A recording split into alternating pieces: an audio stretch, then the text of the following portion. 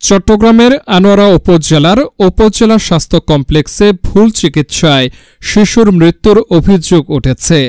বুধবার ৯ এপ্রিল দুপুর ১টার দিকে শিশুটির মৃত্যু হয় বলে জানিয়েছে তার পরিবার। নিহত শিশুটি আনোয়ারা উপজেলার হাইলধর ইউনিয়নের মাইজপাড়ার নাজিম চেয়ারম্যান বাড়ি ইসহাক মিয়ার পুত্র। শিশুটি পীরখাইন মৌলানা আশরাফ আলী চৌধুরী উচ্চ বিদ্যালয়ের ৬ষ্ঠ শ্রেণীর ছাত্র। দুই ভাই এক বোনের মধ্যে সে সবার ছোট।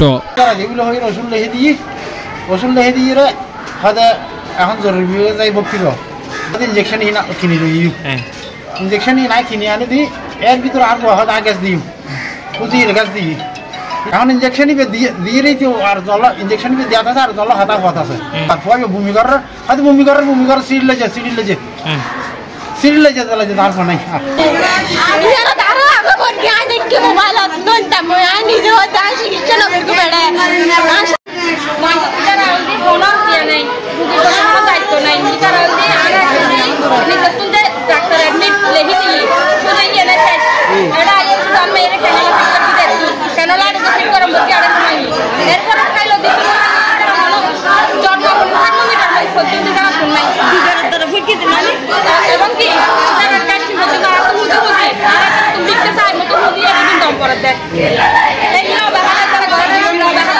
জানা যায় ছোটবেলা থেকে সে শ্বাসকষ্টে ভুগছিল।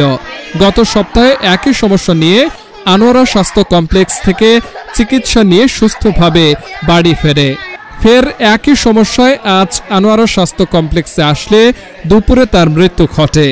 নিহত ইফতেখারের পরিবারের দাবি, হাসপাতালের বহির্বিভাগে টিকিট নিয়ে শিশু বিশেষজ্ঞদের কাছে গেলে তিনি ভর্তি হতে বলেন। তারপর তার পরামর্শ অনুযায়ী যাবতীয় ঔষধপত্র নিয়ে ভর্তি করানো হয়। দুপুরে ভুল ইনজেকশন প্রয়োগ শেষ হওয়ার আগেই শিশুটির মৃত্যু হয়েছে। দুর্বল লাগে আনের ডাক্তার সুন্দর করি হাই বলে সাই ইঞ্জেকশন দিয়ে নার্স বলে আনির বলে ইঞ্জেকশন মারা দিয়ে ওই দূর তার শ্বাস ফেলে না হারে দুধ দিয়ে গো।